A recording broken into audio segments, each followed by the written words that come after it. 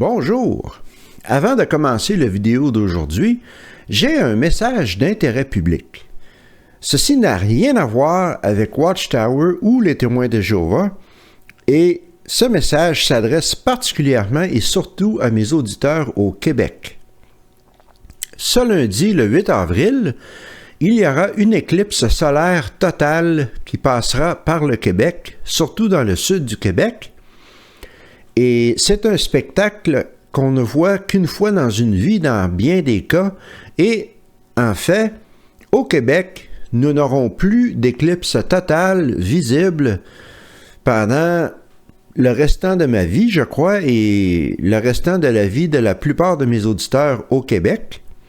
Il y en aura en 2033 en Alaska et en 2045 au sud des États-Unis.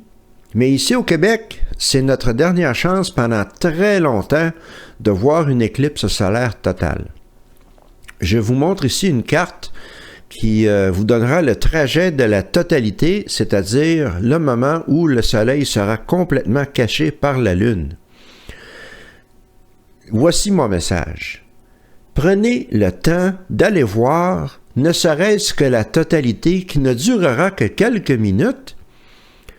Et selon l'endroit où vous êtes, cela se déroulera aux alentours de 3h30 de l'après-midi, plus ou moins. Vous pouvez consulter Internet pour avoir les heures précises pour votre location. Si vous n'êtes pas dans le chemin de la totalité, par exemple si vous êtes dans la ville de Québec, si vous êtes à Chicoutimi, et même au nord de Montréal, car la totalité ne sera pas visible à partir de l'île de Laval jusque plus loin au nord.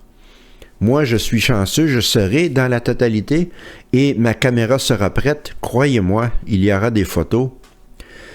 Mais, quoi qu'il en soit, si vous n'êtes pas dans un endroit où vous aurez droit à la totalité, je l'ai dit et je le répète, ceci est un spectacle qui n'arrivera plus de notre vivant. Alors, faites les efforts nécessaires, si vous le pouvez, embarquez dans votre voiture, prenez une journée libre de votre travail, allez dans un endroit où il y aura une totalité. Si vous êtes dans la ville de Québec, par exemple, vous pouvez descendre vers le sud jusqu'à Saint-Georges-de-Beauce, et là, il y aura la totalité. Si vous êtes à Chicoutimi, c'est un trajet plus long, mais vous pouvez tout de même rouler jusqu'à trouver un endroit où il y aura la totalité. Mais faites l'effort, cela vaut la peine. Et vos enfants, s'il vous plaît, montrez-leur l'éclipse. J'ai entendu dire qu'il y a certaines écoles qui ont peur de montrer l'éclipse aux enfants, ils pensent que c'est dangereux. Ceci est de la bullshit.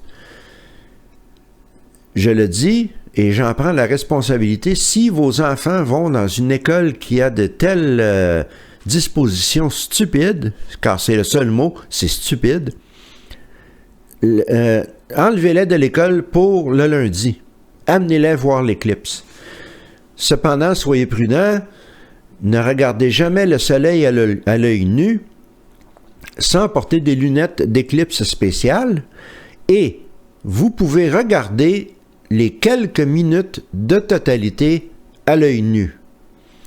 Et les prévisions météo pour le Québec sont excellentes. Il y aura une belle journée ensoleillée avec très peu de nuages. Ce sera des conditions idéales pour contempler ce spectacle incroyable. Ceci était mon message d'intérêt public. Maintenant, commençons avec la vidéo de cette semaine. Cette semaine, nous continuons notre analyse du livre des Anciens. Voyons voir qu'est-ce que nous allons découvrir cette fois-ci dans ce livre plein de folie. Commençons.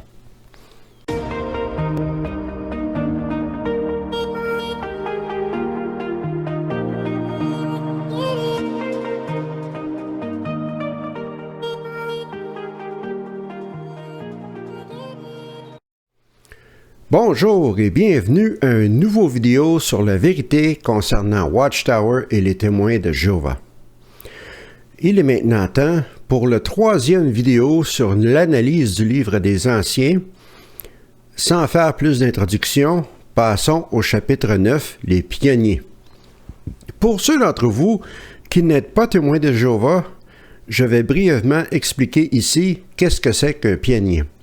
Alors, un pionnier, d'après la définition qui est fournie sur le site même de jw.org, c'est quelqu'un qui prêche à temps plein. Tous les témoins de Jéhovah proclament la bonne nouvelle, mais certains se sont organisés pour être pionniers permanents, c'est-à-dire prêcher 70 heures par mois. Pour y parvenir, ils se contentent souvent d'un travail à temps partiel. D'autres, envoyés comme pionniers spéciaux dans des endroits où il manque des prédicateurs, prêchent au moins 130 heures par mois. Les pionniers se satisfont d'un mode de vie simple, confiant que Jéhovah leur donnera ce dont ils ont besoin. Finalement, ceux qui ne sont pas en mesure de prêcher à temps plein ont la possibilité d'être pionniers auxiliaires, en prêchant 30 ou 50 heures au cours d'un mois. Pour vous donner un genre d'analogie, si les anciens et les serviteurs ministériels sont le côté exécutif des congrégations, les pionniers sont les soldats, sont ceux qui vont et recrutent. Et on parle ici de beaucoup de sacrifices, souvent pour rien. On parle d'un travail à temps partiel. Les pionniers spéciaux reçoivent un petit salaire de la société Watchtower, mais vraiment, c'est pas grand-chose. Et on mentionne aussi qu'ils sont confiants que Jéhovah leur donnera ce dont ils ont besoin. Souvent, cela prend la forme d'aide de la part des autres membres de la congrégation. Et aussi de quelques petits travaux par-ci par-là. Mais ce que je veux que vous reteniez, c'est que ces gens-là passent leur vie dans le porte-en-porte à 70 heures par mois, à 130 heures par mois. Et lorsqu'ils arrivent à l'âge de la retraite, ils n'ont absolument rien. Ils n'ont pas de ressources, ils n'ont pas eu de vrai travail pour s'accumuler un fonds de pension, un fonds de retraite. Et lorsqu'ils arrivent à l'âge de prendre leur retraite et de finalement pouvoir se reposer, il est trop tard. Ils n'ont pas les moyens, ils n'ont pas les fonds en banque monétaire pour être capables de vivre au moins avec un confort minimum. Ils ont tout sacrifié pour les 9 clowns dans l'État de New York. Et pour moi, cela est une tragédie.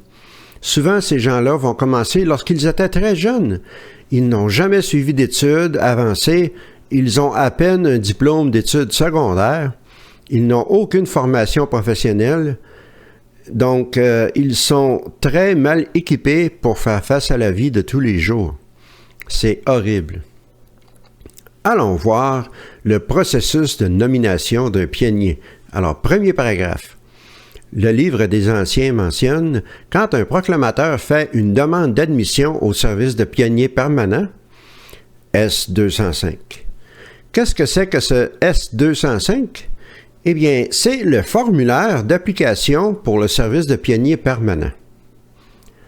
Vous vous souviendrez, il y a 2 semaines, lorsque nous avons parlé de la nomination et radiation des anciens et des serviteurs ministériels, et nulle part dans ce chapitre 8 était-il question d'une demande ou une formule d'application écrite. Et pourtant, pour les pionniers, il y a un formulaire écrit. Pourquoi cette différence?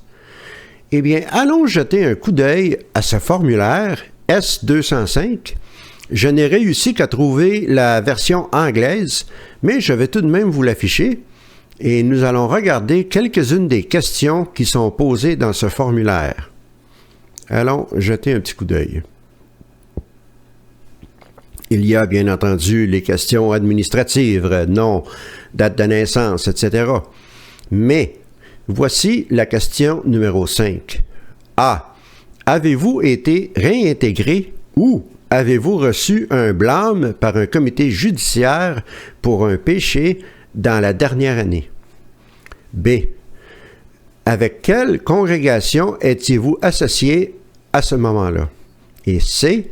La date que vous avez été réintégré ou avez reçu un reproche. Et finalement, D. Quand est-ce que ces restrictions ont été enlevées?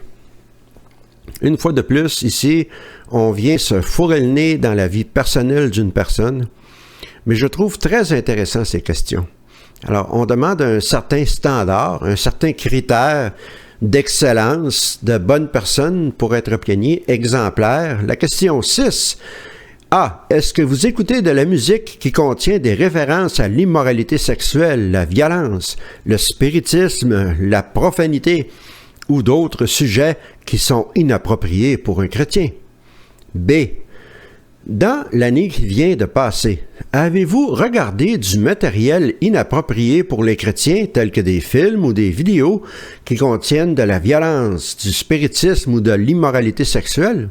Et bien entendu, toujours Watchtower avec son obsession sur la sexualité ou de la pornographie de format imprimé sur l'Internet ou autre. Et C, ça c'est la grosse question qu'on demande aussi aux pionniers, pareil comme on le demandait aux candidats pour être anciens, et ici on le demande par écrit. Avez-vous déjà été coupable d'abus sexuels sur les enfants?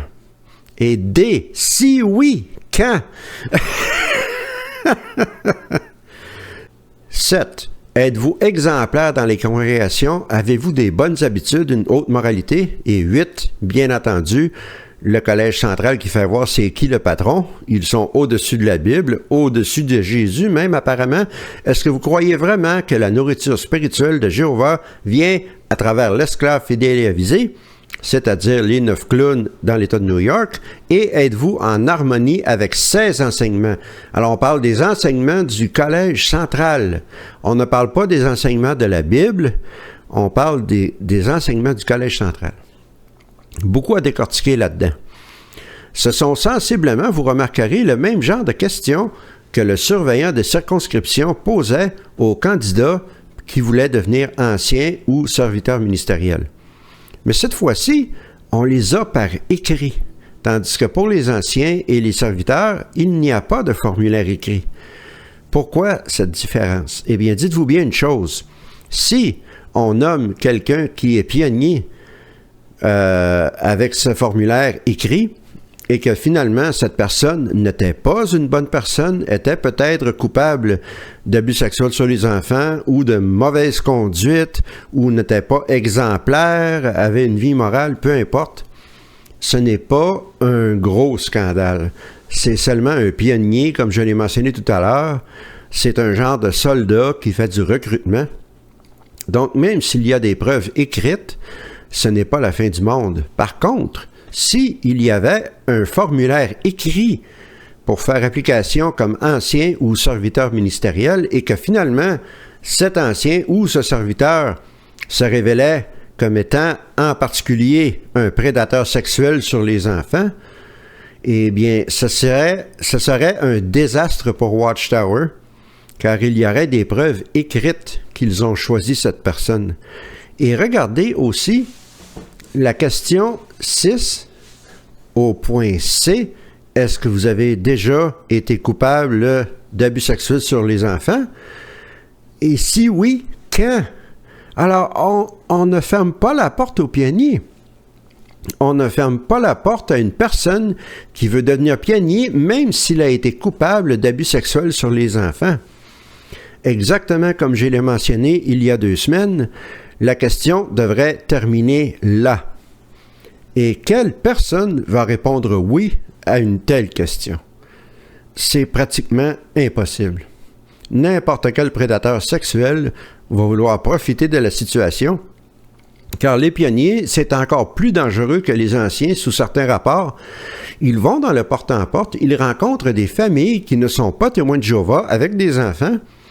Ils font du témoignage dans la rue, dans les parcs, et c'est extrêmement dangereux si un de ces pionniers était effectivement un prédateur sexuel, un pédophile caché, même pas révélé aux anciens, quelqu'un qui ne l'a pas dit à personne. Imaginez un peu. Et même s'il l'a dit, on dit ici qu'il y a une possibilité qu'il soit quand même pionnier. Alors, non seulement on ne dénonce pas cette personne aux autorités policières, non seulement on n'avertit pas les autres membres de la congrégation du danger, mais en plus, on laisse cette personne aller dans les rues, dans les parcs, dans les maisons, dans le porte-en-porte, où il peut ramasser d'autres victimes innocentes de ces crimes crapuleux. C'est absolument dégueulasse, c'est dégoûtant. On voit encore une fois le manque d'amour, le manque de compassion et le manque de souci pour les enfants de la société Watchtower. Un petit peu plus bas, au point 2, on mentionne que le candidat doit être baptisé depuis au moins 6 mois. C'est encore moins exigeant d'être pionnier que d'être serviteur ministériel. Il y a 2 semaines, on voyait que maintenant, contrairement à dans le passé, un jeune frère, très jeune même, peut devenir serviteur ministériel seulement 1 an après son baptême. Et quelquefois, une personne peut devenir pionnier lorsqu'il a été baptisé depuis seulement 6 mois. Et ça revient à dire qu'est-ce que j'ai mentionné tout à l'heure au tout début, ces gens commencent souvent très jeunes, car maintenant, il y a beaucoup de jeunes témoins de Jéhovah qui se font baptiser à des âges ridicules, 11, 12, 13, 14 ans. Et si, avec leur capacité ou leur manque de maturité, leur capacité de raisonnement amoindrie par le manque d'expérience, ils décident de devenir pionniers permanents, imaginez un peu les dommages à long terme sur la situation financière, en particulier de ces jeunes. Lorsqu'on est jeune, on pense tous qu'on est invincible. Le futur semble tellement loin. Et pourtant, je peux vous dire maintenant, à l'âge de 57 ans, le futur paraît très proche. Et ces jeunes vont sacrifier leur vie pour 9 clowns dans l'État de New York qui se foutent totalement d'eux, à part du fait qu'ils sont des recruteurs gratuits pour eux. C'est tout ce qu'ils sont pour le Collège central. Des travailleurs gratuits. Leur avenir importe très peu au Collège central. Leur retraite, leurs moyens financiers, ce n'est pas important. Ce qui est important, c'est qu'ils deviennent de fidèles recruteurs pour Watchtower. Au point 4 des conditions requises, on mentionne que le candidat doit s'être organisé pour pouvoir atteindre les 600 heures requises par année. Ceci soulève un point intéressant. Tout à l'heure, lorsque je vous ai lu la définition des pionniers sur le site de Watchtower, dans jw.org, qu'un pionnier permanent, c'est quelqu'un qui fait 70 heures par mois, ceci donne un total de 840 heures par année. Et pourtant, c'est le site officiel de Watchtower. Je suis allé chercher cette information aujourd'hui même. C'est ce qui est écrit dans le site. Mais pourtant, ici, on parle de 600 heures par année, ce qui équivaut à 50 heures par mois. Donc, il est de notoriété publique que les exigences d'heures pour les pionniers permanents ont été baissées relativement récemment. Dans l'ancienne édition de ce livre des Anciens, il était effectivement écrit 840 heures requises par année, mais pour une raison ou pour une autre, cette information n'a pas été mise à jour sur le site de jw.org. Je me demande si c'est un oubli, chose qui m'étonnerait énormément, ou si c'est quelque chose qui a été fait pour impressionner les gens qui ne sont pas témoins de Jéhovah et qui viennent visiter le site de Watchtower. Ils vont regarder cela, ils vont dire « Oh, les pionniers donnent 70 heures par mois. C'est impressionnant. Quel dévouement! » Et pourtant, les heures requises sont seulement de 50 par mois. C'est une question. Je ne sais pas quelle est la vraie réponse. Je ne sais pas si Watchtower ont tout simplement oublié de mettre à jour leur site Internet. Je ne suis pas sûr de cela. Mais c'était un point intéressant à soulever. Les points 5 et 6 sont intéressants eux aussi. Au point 5, on mentionne, si un pionnier arrête son service, il doit attendre 6 mois complets avant de pouvoir remplir de nouveau une application pour devenir pionnier permanent. Alors, il y a un genre de punition ici. Tu as arrêté d'être pionnier? Avais-tu une vraie bonne raison? Si tu veux recommencer à être pionnier, il faut attendre 6 mois. C'est ta pénitence, entre guillemets. Et au point 6, le candidat ne doit pas avoir reçu un blâme ou avoir été réintégré au cours de l'année écoulée. Et toutes les restrictions doivent avoir été levées. Cela revient à dire, comme je l'ai mentionné il y a une couple de semaines, il n'y a pas vraiment de pardon chez les témoins de Jéhovah. On se souvient de toutes vos erreurs, on se souvient de toutes vos restrictions, on se souvient de tout ce que vous avez fait. Il y a toujours des conséquences à n'importe quelle action, quelquefois des conséquences qui sont un petit peu trop lourdes. Nous arrivons maintenant à la section sur la radiation des pionniers. Alors, voyons voir qu'est-ce qui se passe là-dedans. Au point 4 ici, on mentionne. Si un pionnier ne remplisse plus les conditions requises, autrement dit, s'il a fait une mauvaise action, s'il a donné un mauvais exemple, s'il n'a pas rempli ses heures, etc., ou qu'ils doivent arrêter son service pour raison personnelle, cette personne est malade, cette personne a une urgence familiale, peu importe, une communication sera faite à l'Assemblée locale. L'annonce de radiation sera formulée ainsi. Frère ou sœur un tel n'occupe plus la fonction de pionnier permanent ou pionnière permanente. C'est tout. Et j'en reviens à la culture de commérage qui règne dans les congrégations de témoins de Jéhovah. Encore là, la congrégation, la majorité d'entre eux, en tous les cas, ne savent pas ce qui s'est passé. Est-ce que cette personne a commis une faute? Ou est-ce que cette personne doit renoncer à son service pour des raisons personnelles et valables? On ne sait pas. Donc, le moulin à rumeurs commence de plus belle. Il y a des hypothèses. Il ou elle a sûrement fait quelque chose de mal, un péché quelconque, et ça reprend de plus belle, parce qu'il n'y a pas d'information. On devrait au moins mentionner que cette personne a décidé de quitter le service de pionnier pour des raisons personnelles et arrêter à cela. Au moins, les gens sauront que ce n'est pas une question de mauvais comportement. Ça serait le minimum. De plus, ces personnes ont donné quelquefois des années de leur vie, des heures innombrables comme pionniers, et c'est tout ce qu'ils reçoivent comme remerciement, entre guillemets, aucune véritable reconnaissance, aucune gratitude, tout simplement une annonce froide faite à la réunion, un tel n'est plus pionnier. Et c'est fini.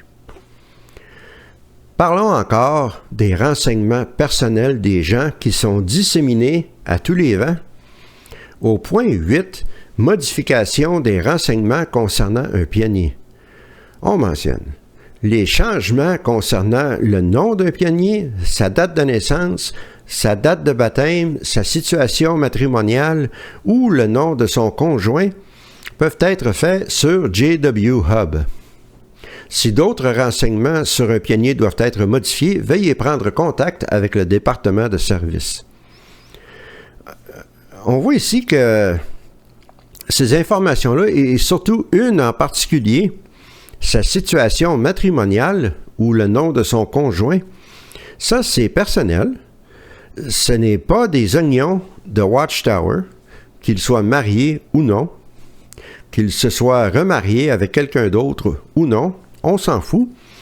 Ceci ne devrait pas être disséminé aux 80. C'est de l'information personnelle. Et encore là, ce sont des fichiers qui seront conservés indéfiniment, même si cette personne est exclue ou se désassocie volontairement des témoins de Jéhovah.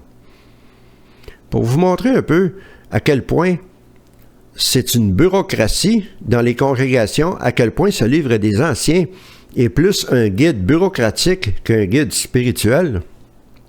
Voyons voir ce qui est écrit dans la section crédit d'heures pour les pionniers. On mentionne ici que les pionniers participent souvent à des projets de construction pour l'organisation de Jéhovah, des tâches avant ou après une assemblée de circonscription ou régionale, des opérations de secours, les activités d'un comité de liaison hospitalier ou un groupe de visite aux malades, les tâches accomplies dans les salles d'assemblée ou les réunions tenues après celles-ci. Donc, ceci sont toutes des activités que les pionniers effectuent souvent, car ils sont tenus en haute estime à cause de leur position, mais ils ne peuvent pas compter toutes ces heures comme étant des heures de prédication. Au point 12, on mentionne « Il faudra expliquer clairement au pionnier qu'il ne doit pas cumuler sur sa fiche d'activité les heures consacrées à une activité validée avec celles consacrées à la prédication. » Encore là, c'est de la bureaucratie. Et pour combler le tout, au point 13, pour les pionniers qui ont été invités à participer à une activité validée, voici la règle à appliquer pour calculer le maximum d'heures à noter comme crédit d'heure pendant un mois donné. Heures consacrées à la prédication plus crédit d'heure pour activité validée égale un maximum de 55 heures. C'est de la bureaucratie pure et simple. On calcule tout. C'est tout juste si les anciens n'ont pas un crayon dans l'oreille. Et si un pionnier déroge à ces règles le moindrement, il est tout de suite ramené à l'ordre par le collège d'anciens. Au point 16, quelque chose d'intéressant. À la fin de l'année de service, le comité de service se réunira pour examiner l'activité des pionniers permanents qui n'ont pas atteint le nombre d'heures requises pour l'année et déterminera s'il convient de les laisser continuer leur service. Et là, on met entre parenthèses, si un pionnier a fait au moins 560 heures dans l'année, en cumulant heures de prédication et crédits d'heures, il peut être autorisé à rester pionnier. Les pionniers n'ont aucune idée de cette provision. Ils ne le savent pas. Dans leur tête, il faut faire 600 heures minimum par année, mais en réalité, s'ils en font 560 dans l'année, ce qui n'a pas l'air d'une grosse différence, mais 40 heures, c'est une semaine de vacances, c'est du repos, c'est peut-être se changer les idées. Eh bien, ils resteront pionniers. Et eux, ils pensent que s'ils tombent en bas de 600 heures, il y a un potentiel d'être radiés comme pionniers. Alors, il y a un stress continuel. Mais bien entendu, ils ne sont pas au courant de cette disposition. Nous arrivons maintenant au dernier point du chapitre sur les pionniers. Dans la rubrique « Pionniers permanents sans objectif horaire ». On commence en disant que dans certaines situations exceptionnelles, on peut autoriser un frère ou une sœur à rester pionnier permanent sans pour autant qu'ils doivent prêcher un nombre d'heures minimum. Ceci est extrêmement rare. On mentionne qu'il faut que cette personne ait plus de 50 ans, qu'elle ait au moins 15 ans dans le service de pionnier, etc. Mais regardez ce qui est écrit au point 19. 2 membres du comité de service s'entretiendront avec le pionnier pour l'informer de cette disposition pleine d'amour prise en sa faveur. Mais par contre, encouragez-le à se dépenser dans le ministère autant que sa situation le permet. Assurez-le aussi du soutien total des anciens et rappelez-lui que Jéhovah sait tous les sacrifices qu'il a faits au cours de ses nombreuses années de service. Alors, quelle récompense incroyable! C'est fabuleux! Et même lorsqu'on lui dit qu'il n'a plus besoin d'avoir un nombre d'heures minimum, on lui dit quand même de se dépenser autant que possible. Alors, cette personne est peut-être handicapée, elle est peut-être rendue très vieille, elle a peut-être d'autres problèmes de santé, mais il faut qu'il continue à se dépenser.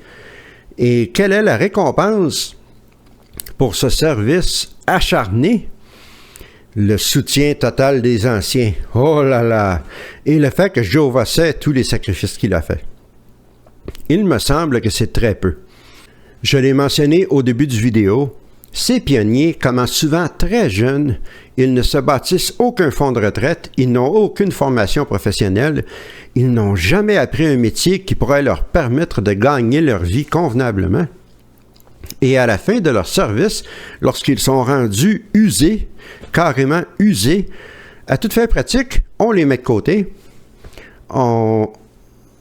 tels des vampires, on leur a soutiré toute leur énergie vitale, toute leur force pour le service aux 9 clowns de Warwick. Et lorsqu'ils ne sont plus capables, on les met de côté avec une petite tape sur le dos et un simple merci et que les anciens vont te soutenir. Ouais.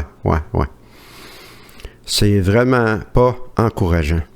Nous allons passer maintenant au chapitre 10, le surveillant de circonscription. dans ce chapitre, on ne parle pas nécessairement des conditions requises pour être surveillant de circonscription. Ce livre est pour les anciens, donc on parle de la visite du surveillant de circonscription et quoi faire pendant cette visite. Au premier point, 4 à 6 semaines avant la visite courante du responsable de circonscription, les anciens commenceront à rappeler la visite à l'Assemblée locale. Ils encourageront chacun à participer largement à la prédication. Cela me donne l'impression de faire du lèche-bottine. Oui, du lèche-bottine pour ne pas dire autre chose. On veut impressionner le surveillant de circonscription, on veut lui montrer que tout le monde participe au service de porte en porte, qu'on est vraiment spirituel. Le reste de l'année, quand il n'est pas là, on fait juste assez, mais quand il est là, il faut vraiment l'impressionner. Il faut que... Et on ne parle même pas ici de la propreté de la salle du royaume, le stationnement. Je peux vous assurer que lorsque j'étais témoin de Jéhovah, quand la visite du surveillant approchait, les anciens devenaient quasiment frénétiques avec l'obsession de la propreté et la perfection de la salle du royaume. Il fallait que tout soit propre, il fallait que tout soit beau, il ne fallait pas qu'il y ait un seul papier dans le stationnement, il fallait que tout le monde soit sous leur meilleur comportement. C'est vraiment du lèche-bottine. Et un certain degré d'hypocrisie aussi doivent rajouter. Dans la section hébergement et repas, on commence en disant que la visite du surveillant de circonscription est un honneur. Il faut le recevoir avec hospitalité sincère. Et aussi avec du lèche-bottine, comme je l'ai mentionné tout à l'heure. Mais à la fin de cette section 2, on mentionne le coordinateur du Collège des anciens ou un autre ancien qu'il désignera ira voir le logement qui est proposé au responsable de circonscription et à sa femme pour la semaine de cette visite afin de s'assurer qu'il est propre et adapté. S'il est nécessaire de louer un logement pour la semaine, les anciens prendront contact avec le département de services. Ce qu'on ne mentionne pas ici, c'est que souvent, le surveillant de circonscription va demeurer chez quelquefois un ancien. La plupart du temps, ça va être chez un ancien, sans payer de loyer. Il profitera de la bouffe, il profitera de la maison. Et si on lui loue un logement, ce n'est pas lui qui paye pour cela, c'est la congrégation.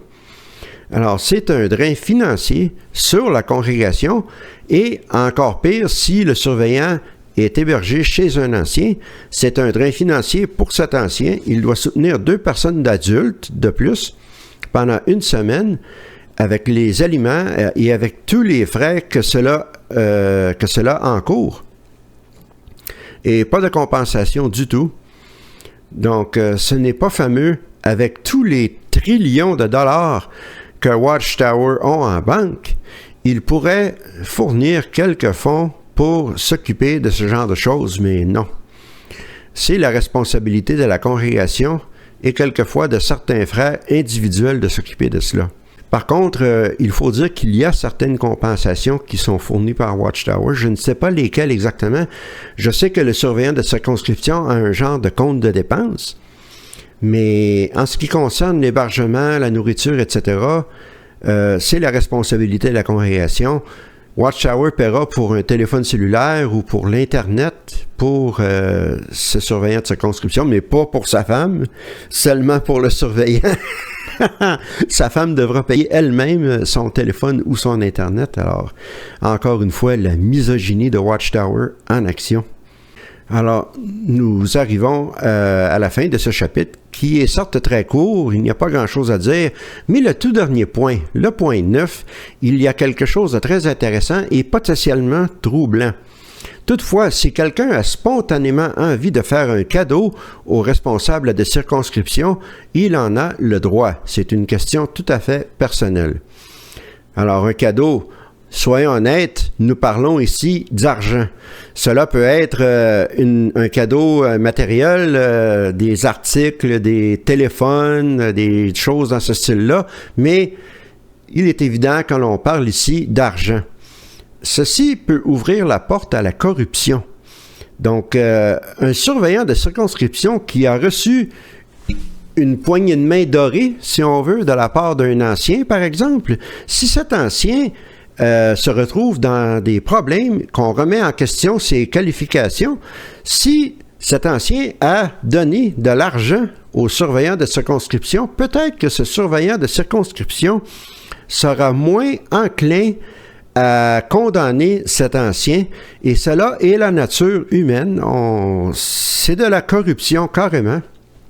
Et ceci, on mentionne que c'est personnel et que personne d'autre ne saura ce qui s'est passé. Donc, si un ancien ou un serviteur municipal ou même un proclamateur ordinaire donne de l'argent, et on ne parle pas de quelques dollars ou de quelques euros, normalement on parle de sommes assez importantes, eh bien, ceci demeure anonyme, clandestin, c'est seulement su entre le surveillant de circonscription et la personne qui lui a donné cet argent.